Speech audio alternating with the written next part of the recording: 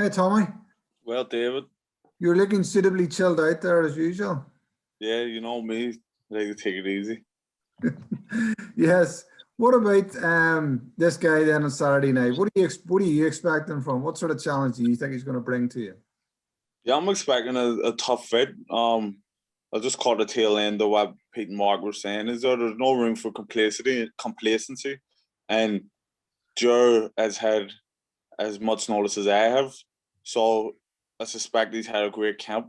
He looks like he's in good shape, and this is, a chance for him to put himself right in the mix for big fights and big paydays. So I'm expecting him to give it everything he's got, and I have trained well. Me and Pete's put in the work, and we're prepared for the best that he has to bring. Well, how would you sum up, Tommy, over the past 18 months in terms of how you have developed your career and in many ways transformed yourself now into a world title contender? It's just all been down to hard work and faith. I have faith in my team. I believe I have the best team in boxing, in Irish boxing, in world boxing. With Mark and Pete, they're the top coach and the top manager in the world, and they've got me the positions and got me ready to be able to take the opportunities that have came our way. So it's been a roller coaster 18 months, but it's well, it hadn't really been a roller coaster. It went down, and it's just been all uphill since. We're just going on up, up, up, and I just wanted to keep going so until we reach the pinnacle, which So in is the that world sense, do title. you feel that your confidence, while fighters always say they're confident, but do you feel that your confidence has actually gone to another level? Yeah, it has big time, because when you're confident in your team, it gives you an extra boost. I've always been confident in myself and in my training and my ability. But when everyone around you's on point, it's just, I feel like we can't be stopped. Thanks, Tommy. Thanks, David. We go to David Mohan next, please. How's it going? Well, Tommy, how's things? What's the crack, dude? Aye, good, man. Yourself? All good, man. Good stuff. It took you so long really to get into a position to get like a major title and for other people to chase after you. So obviously you're going to be in absolutely no mood to relinquish it this weekend. Oh, definitely not.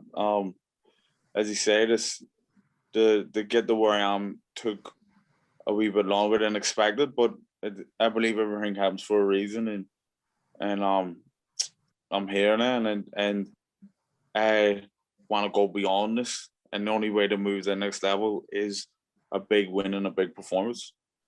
Sure, I suppose we're seeing what's happened really with Irish boxers like in 2021 so far. It's not been on a great run, so obviously no complacency at all from yourself, because you've seen other fighters just let things fall apart over the recent weeks and months. Yeah, it's been a bad start of the year for us, and everyone came into the year in great positions, ready to push on to go to the next level. So I've been sitting back watching, the bad luck come our way. So it's my time to change it, and that's what I intend to do. Sure, it's not even just actually coming off the Laguna win for the European title, but before that, going to Italy, coming to the WBC International, it's getting you these kind of high rankings and a lot of sanctioning bodies, and you really are knocking on the door with one big win here. Yeah, that's it. The Turkey win is the one that really opened the doors for me, got me into the mandatory position for the European title. And then the win is the European title. That's got me even further up the ladder. So a big performance here. Touch wood, it opens up all the doors. But like you were saying at the start there, I cannot look past this guy. I can't afford any slip-ups. No bar, Tommy, one of the other boys here. Thanks a million. Best of luck. Man. Cheers. Thanks, David. If we go to Ruth next, please. Hi, Tommy. Well, Ruth. You okay? All good. Yeah. You touched on just the rest of the Irish boxers there. There's a great camaraderie between you all. How much does that play a part in camp and in preparing for a fight like this? It's good because well, in our camp, we're all trying to push to be the best in the camp because there's so much talent in the team. So to have that friendly competition helps us all train harder, and everyone wants to be number one. So it's good to drive you on the hard days because you don't want anybody in the gym getting ahead of you, let alone like your opponent. So it's really good. Yeah. And just what has got you to this point? You know, you've said you feel more confident and you have a great team around you, but what do you feel has got you to this where you feel you're the best in your career? Just making sure that everything, all the boxes has been ticked. You know, like I said, I trust my manager. He hasn't had me down yet. I trust my coach. He hasn't had me down yet, and I'm improving all the time. And I'm just maturing as a fighter, and I feel like I'm starting to hit my peak.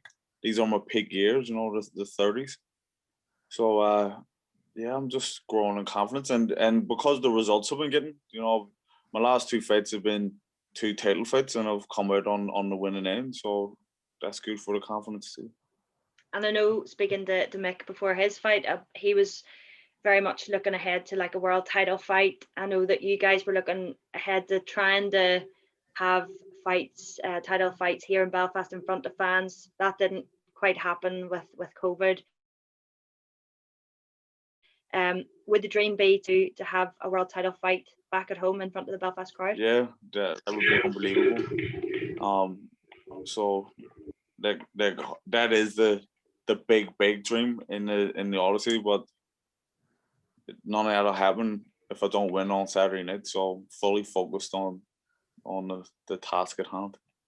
Brilliant. Well, good luck, Tommy. Thanks for your time. Thanks very much, Steve. Thanks, Ruth. If we go to Jonathan next, please.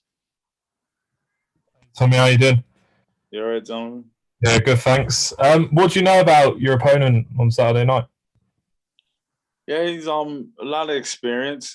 He's held the EU title, I think, a couple of times. 19 wins, 4 losses. So he's a good, solid all rounder. Good job, good defense. So it's a tough test on Saturday night. I saw on your Instagram a few weeks ago you put out something you sparring Joseph Parker. How did you find that sparring? Was that some of the best sparring you've had in your career? Well, it was good sparring. It's good experience. I've sparred a lot of great champions, but he's definitely up there with some of the best because it's the only heavyweight champion of the world I've sparred. So, you know, he's definitely up there. What type of performance are you or can we expect from yourself on Saturday night? Just explosive, good, you know, pushing the pace, not like trying to dictate what happens, not always looking for the counter on that. I'm looking to make it happen. And you know, there's been talk obviously a world title shot. You know, in the next few fights, you've got good rankings in the governing bodies. As far as you're concerned, are you sort of done at domestic level as such, and are you pushing on to that, or do you feel like there's still a lot of fights at domestic level you'd be interested in? Now I feel like I'm ready to make the step to the world stage and fight for a world title because I've been a pro for about 7 years now, and I've beat beat some of the top domestic guys, lost a couple of them, and you know I've paid my dues, so I'm ready to make the jump now. Good luck Saturday, Tommy. Appreciate Thanks it. very much, Simon. Thanks, Jonathan. You go to Joe from Seconds Out next, please. Hi, Matt. How are you? You all right, Joe? Yeah, good. Thank you. So you just mentioned you feel like you've paid your dues and soon enough you'll be ready for that world title. How long have you felt like that for? Because earlier on you've mentioned it's kind of taken quite a while for you to get to this stage. Now I've always felt like I was, you know, capable of winning a world title. Always believed that I would win it, but just the last year I feel like I've proved that I deserve my shot and I'm ready for it because, like, one of the other reporters said, I beat Fabio Turci, who was undefeated. I beat him in his hometown for the WBC International title. And then after that, I've won the European title against Bilal Lagoon, who was number 7 in the world at the time. So, you know, that's 2 big wins against world ranked fighters. So I think that's, you know, I've shown that I'm ready to move to the next level.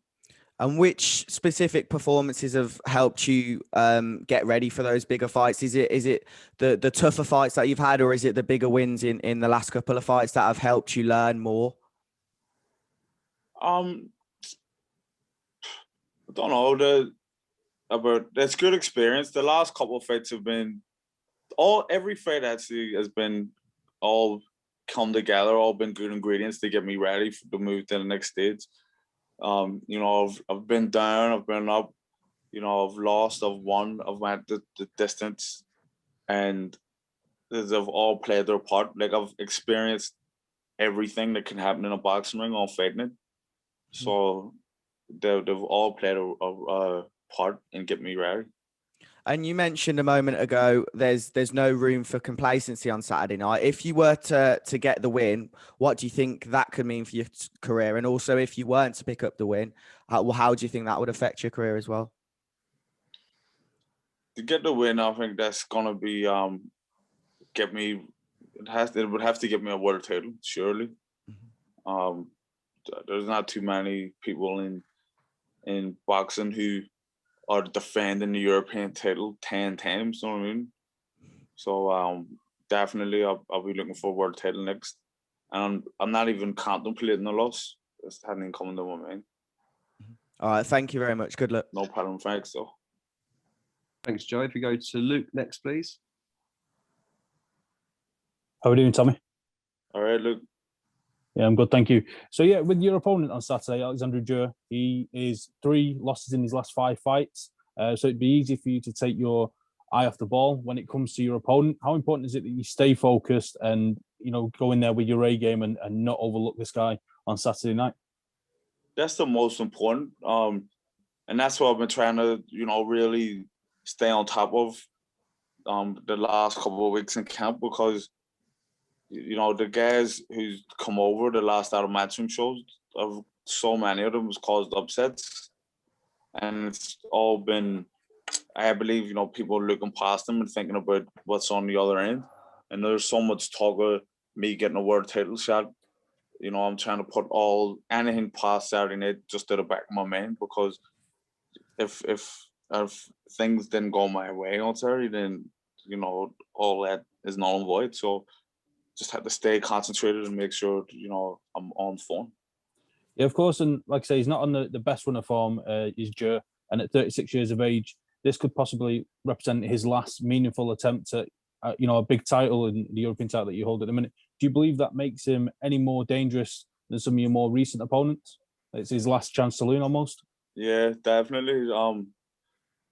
That's it. Like he says, his last roll of the dice. So he's gonna make it a big one. And yeah, that does add to the danger, because he can change his career around here in one fight. And I've been in his position before, so I know, you know, what the mindset is like when you're going into a career-changing fight. Yeah, absolutely. Now, you said that after this fight, you know, hopefully get the win, you're going to look on to getting into a world title contention. But if there was one name at domestic level to kind of keep you interested, would that name be Chris Billam-Smith?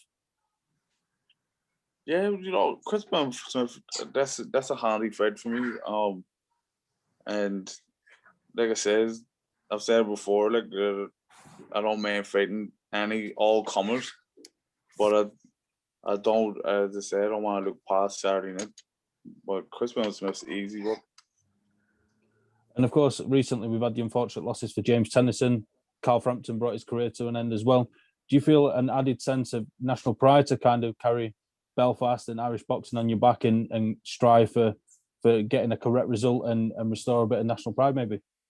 Yeah, you know, everyone back home saying that to me, like, oh, it's all on your shoulders and all that. So I'm trying not to put that pressure on myself, but listen, if I have to do it, then I have to do it, and I'm ready to do it. Fantastic. Good to hear. Well, I wish you the best of luck Thanks, for the fight on Saturday, and we'll speak soon. Cheers. Luke. Thanks for that, Luke. Unless there's any last questions for Tommy and the team, we'll let you get off. I'll just give it one moment to see any last ones come through there. Just one last question, just for Mark. Mark, how have you had any inkling from Eddie in terms of bringing a big show here, which could be headed by Tommy? Is that where he could fight for a world title? Well, he's always mentioned, obviously, you know, that he was going to come to Belfast with Tommy and James. Obviously, like, that's what happened last week with James, you know, was the showstopper. But it's up to Tommy now to win Eddie's heart and you know, bring the here. There's a lot of boxers here and a lot of talent floating about, as you know. So it's really up to Tommy now to take the mantle that he's been set up on and make it his own. You know, really. And get a promotional deal, maybe like James has with. Yes, 100%. Well, that's always on the cards anyway. So, you know, I haven't, you know, signed any deal for Tommy yet because, you know, it has to be the right deal for him, and not just going to take anything. You know, he's well ranked in every governing body, and if when he's victorious on Saturday night, he could be knocking on the doors of mandatory for the WBC.